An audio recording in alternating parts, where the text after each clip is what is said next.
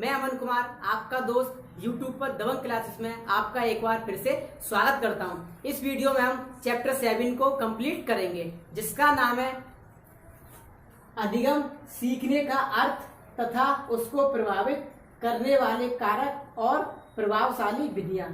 जो चैप्टर 7 है उसका नाम है अधिगम, सीखने का अर्थ तथा उसको प्रभावित करने वाले कारक और प्रभावशाली विधियां। तो चलिए सबसे पहले जानते हैं कि अधिगम क्या होता है।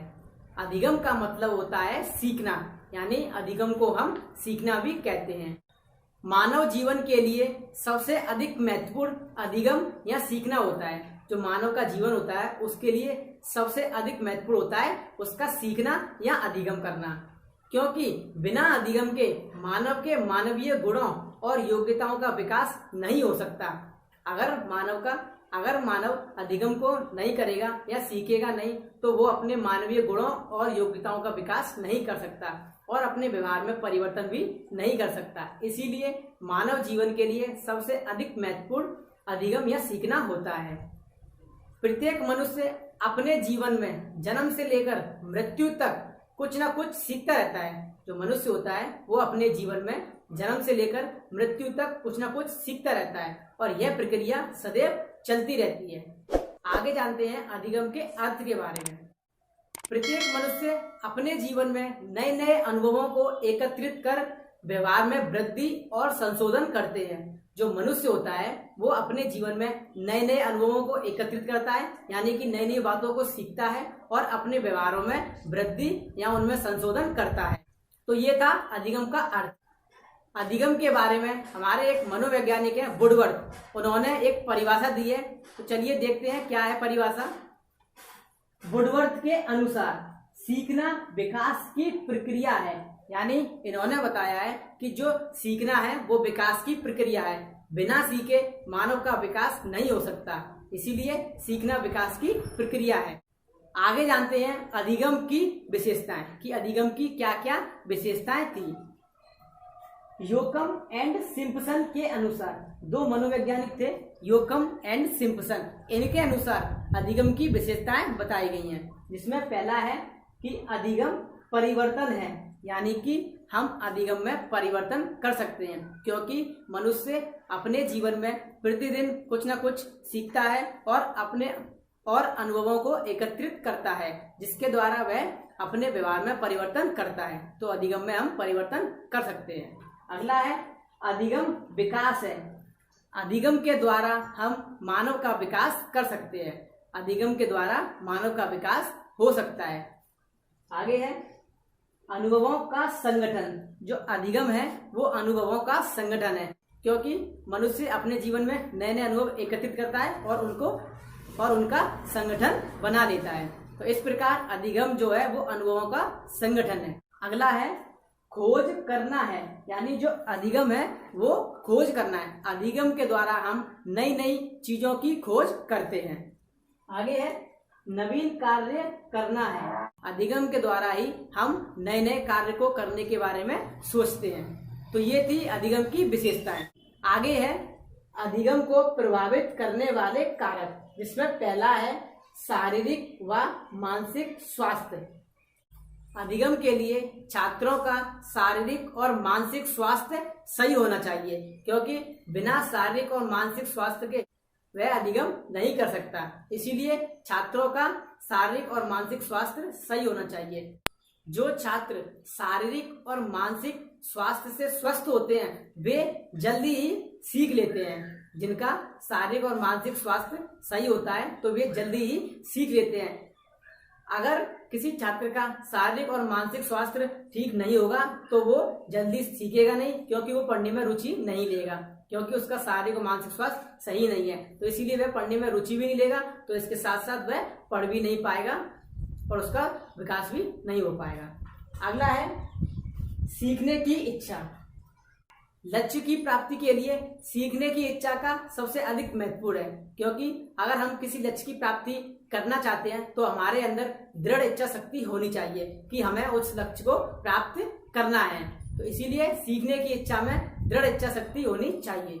अगर किसी छात्र में सीखने की दृढ़ इच्छा शक्ति है तो वो अनुकूल परिस्थितियों में भी सीख लेता है। यानी उसके सामने, यानी अगर उसमें सीखने की दृढ़ इच्छा शक्ति है तो उसके सामने कैसी भी परिस्थिति आ जाए वह उस परिस्थिति में भी सीख सकता है। आगे है प्रेरणा। सीखने की प्रक्रिया में प्रेरणा का महत्वपूर्ण स्थान है। जो सीखने की प्रक्रिया है उसमें प्रेरणा का सबसे महत्वपूर्ण स्थान है, क्योंकि प्रेरणा एक आंतरिक शक्ति है जिसके द्वारा बालकों को सीखने के लिए बाध्य करते हैं। यानी प्रेरणा के द्वारा हम बालकों को सीखने के लिए तैयार कर सकते हैं। जैसे कोई बालक सीखने में रुचि नहीं ले रहा है तो उसको एक ऐसी प्रेरणा देनी चाहिए जिससे कि वह पढ़ने में रुचि लेने लग जाए और उसे सीख सके। अगला है विषय सामग्री का स्वरूप। अधिगम में विषय सामग्री का स्वरूप का भी ध्यान रखना चाहिए। सीखने की क्रिया पर सीखी जाने वाली विषय सामग्री का भी प्रभाव पड़ता है। जो सीखने की क्रिया है उस पर जो हम सीखी जाने वाली विषय हैं उनका भी प्रभाव पड़ता है। अगर विषय कठिन और अर्थहीन है तो उसको समझना कठिन होता है। इसीलिए विषय सरल और अर्थपूर्ण होने चाहिए जिससे कि छात्र आसानी से उस विषय को समझ सके। अगला है सीखने की विधि। सीखने की विधि का संबंध छात्र और विषय दोनों से है। यानी जो सीखने की विधि है उसका संबंध छात्र और विषय दोनों से है। यह विधि जितनी अधिक रुचिकर और उपयुक्त होगी सीखना उतना ही सरल होगा। यानी कि जिस विधि से हम छात्रों को सिखा रहे हैं वह जितनी रुचिकर और उपयुक्त होगी छात्र उतनी ही जल्दी और सरलता से सीखेगा। इसीलिए प्रारंभिक कक्षाओं में खेल व गतिविधि तथा कहानियों के माध्यम से और उच्च कक्षाओं में सामूहिक और व्याख्यान विधि के द्वारा बच्चों को शिक्षा प्राप्त करानी चाहिए। अगला है अध्यापक और सीखने की प्रक्रिया। सीखने की प्रक्रिया में पथ प्रदर्शक के रूप में अध्यापक का स्थान महत्वपूर्ण है। जो सीखने की प्रक्रिया है उसमें पथ प्रदर्शक के रूप में जो अध्यापक है उसका स्थान महत्वपूर्ण है, क्योंकि अध्यापक ही हमें ज्ञान की प्राप्ति के लिए सही मार्ग दिखाता है कि हमें ज्ञान की प्राप्ति किस मार्ग से करनी चाहिए, कौन सा मार्ग हमारे लिए सही है। उसके कार्य, व्यवहारों, विचारों और शिक्षण विधियों का प्रभाव भी छात्रों पर पड़ता है कि वह किस तरीके से छात्रों से व्यवहार कर रहा है, किस तरीके से अपने विचारों को प्रकट कर रहा है, अपने स्वभाव, उसका स्वभाव कैसा है और उसकी शिक्षण विधियां हैं और उसकी जो सिखाने की शिक्षण विधियां हैं वो कितनी रुचिकर और उपयुक्त हैं, उसका प्रभाव भी छात्रों पर पड़ता है। अगला है अभ्यास। सीखने की प्रक्रिया में अभ्यास का काफी प्रभाव पड़ता है। जो सीखने की प्रक्रिया है उसमें अभ्यास का काफी प्रभाव पड़ता है, क्योंकि अगर हम किसी कार्य को बार बार करते हैं तो उसमें जो गलतियां होती हैं वो कम होने की संभावना होती है। जैसे कि हमने किसी विषय को सीखा और अगर हम उस विषय का अभ्यास बार बार करेंगे तो उसमें जो गलतियां होती हैं वो कम होती जाती हैं। तो इसीलिए अभ्यास का सीखने की प्रक्रिया में काफी महत्वपूर्ण स्थान है। तो ये थे अधिगम को प्रभावित करने वाले कारक। आगे हम जानते हैं सीखने की विधियां कि कौन कौन सी विधियां हैं जिसके द्वारा हम बालकों को सिखा सकते हैं। जिसमें पहली विधि है करके सीखना। बालक जिस कार्य को स्वयं करता है उसे वह जल्दी सीख लेता है। यानी बालक जिस कार्य को स्वयं करेगा उसे वह जल्दी सीख लेगा, क्योंकि उसमें उनका उद्देश्य निहित होता है। यानी बालक जिस कार्य को स्वयं करता है उसमें उसे पता होता है कि हम जो कार्य कर रहे हैं वह किस उद्देश्य से कर रहे हैं, और वह यह भी देखता है कि हम जो कार्य कर रहे हैं उस कार्य में हमारा प्रयास सफल हो रहा है या नहीं। अगर वे असफल होते हैं तो उसमें जो गलतियां होती हैं उसे सुधारने का प्रयास करते हैं। यानी बालक जब किसी कार्य को करते हैं तो उसमें अगर असफल होते हैं तो उसमें जो गलतियां हो रही हैं उन गलतियों को पहचान कर उन्हें सुधारने का प्रयास करते हैं और उसे फिर करने की कोशिश करते हैं। इसीलिए जहां तक संभव हो सके बालक को करके सीखने के अवसर देने चाहिए, क्योंकि अगर वह किसी कार्य को स्वयं करेगा तो उसमें जो उसने अपने द्वारा जो गलतियां की हैं उनको सुधारने का प्रयास करता है और अपना विकास करता है। अगली विधि है अनुकरण द्वारा सीखना। जो अगली विधि है वो अनुकरण द्वारा सीखना। अनुकरण का मतलब होता है कि किसी व्यक्ति द्वारा किए गए कार्य को दोबारा करना। यानी किसी व्यक्ति ने जो कार्य किया है उसी कार्य को दोबारा करना।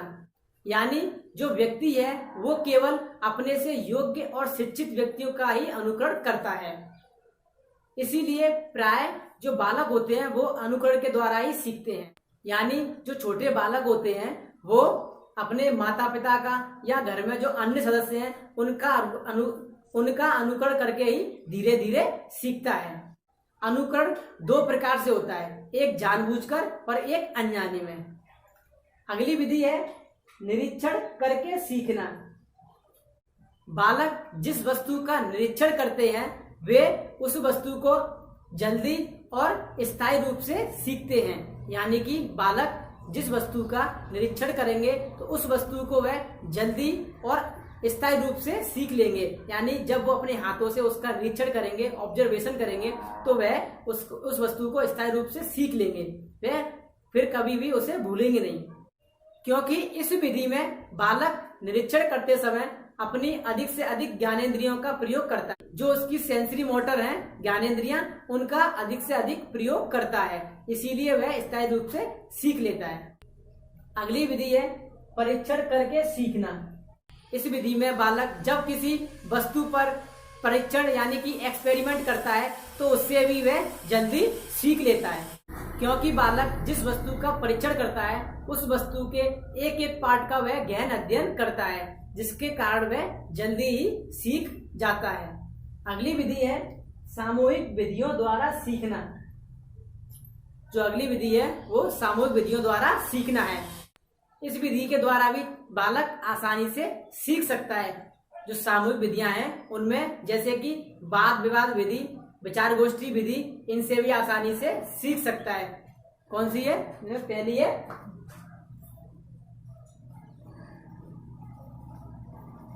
वाद विवाद विधि। इस विधि में छात्रों को शिक्षक से प्रश्न पूछने और विचार विमर्श करने की स्वतंत्रता होती है। जो वाद विवाद विधि है उसमें जो छात्र हैं वो शिक्षक से प्रश्न पूछने और अपने जो विचार विमर्श हैं उनको करने की स्वतंत्रता होती है। अगली विधि विचार गोष्ठी विधि।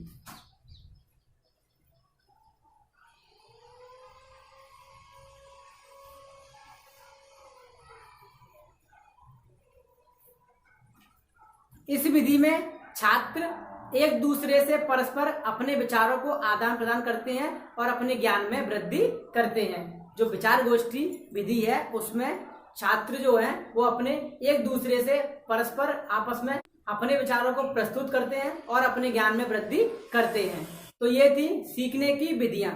अगला टॉपिक है अधिगम या सीखने के नियम। जो अगला टॉपिक है वो है अधिगम या सीखने के नियम।